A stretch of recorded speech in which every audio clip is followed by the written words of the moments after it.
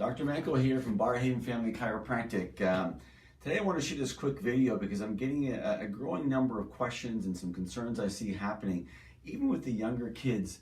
One of the causes of either acute and some chronic back pain can be something that's quite significant, but yet simply addressed if we know how to do it. So one of the things I'm finding is that people tend to have a shorter hamstring. So the hamstring muscle comes from behind your knee and it inserts into the bottom of the buttock. And this test will tell us whether you have short hamstrings or not. So when I bend forward, I should be able to get at least to mid-shin and beyond. Okay? Can we touch your toes? That's totally would be ideal, but I'm okay with ankles. Okay? For a lot of people, they get to knees or to mid-shin, they can't go any further. So what happens is, because it becomes shorter, chronically tight, these hamstrings, they pull onto the pelvis. And every time you go to bend or move, a lot of the forces get put into the lower back area. And we've seen a lot of people injure their back because it didn't have the flexibility of the hamstring muscle. And years ago, I remember when I was back in gym school, and they still do it today, people try to stretch their hamstrings the traditional way, where they kind of put their leg on something and kind of lean forward and press into it. Yes, I can feel it stretching, but the physiology of the muscle fibers don't really change.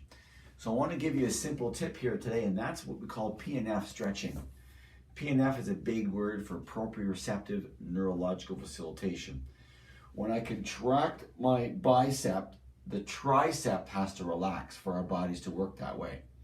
So I'm going to show you one way that you can use it effectively to help elongate the fibers of the hamstring.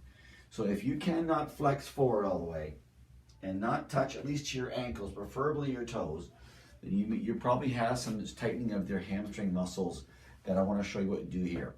You will need a doorway which you're going to see a reason in a second. So I'm going to lie on the floor, and I'm going to put one of my legs through the doorway, and then one leg with my leg straight with my heel on the wall. Okay. So what I'm going to do is, if you are really tight, then you may have to slide back a bit, and you're going to find the right spot where you feel some slight tension in the back of the hamstring. So the less flexible you are, you'll have to come back a bit more, and the more flexible you are, you would move your buttock closer to the wall. So right now, for me, that's kind of where I would feel it, for me. So what I'm going to ask you to do is, you're going to press your heel into the wall for a count of 10 seconds. Once that you're done, you're then going to lift the heel off the wall for a split second and put it back. Once you engage the quad, then the hamstring has to relax. So this is how we're going to do it. I'm going to go through it one time with you. So I'm going to press my heel into the wall, and I'm going to count. I'm pressing 1, 2, 3, 4, 5, 6, 7, 8, 9, and 10. And I'd relax it, and I'm going to lift it off the wall. And then what happens, as you contract the quad, it's going to relax, just like that bicep, tricep that I was talking about. And then what will happen is, you'll be able to move closer to the wall. So now I'm elongating a bit more. Then you do the same thing again. So you'll press your heel into the wall for about a count of 10.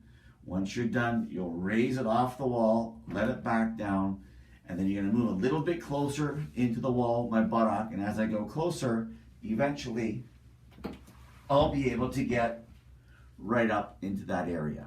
And that's going to be one of the goals, to be able to get as much length of the hamstring as you can. Once you do 3 times on one leg, then obviously you're going to have to switch on the other side of the doorway. So you need a doorway at home to do this. So I'd go on the other side of the doorway, I'd do my other leg the same thing, right? Press into the wall, hold 10, raise it up, let it down, move my bum closer so I can lengthen the length of that hamstring at the back.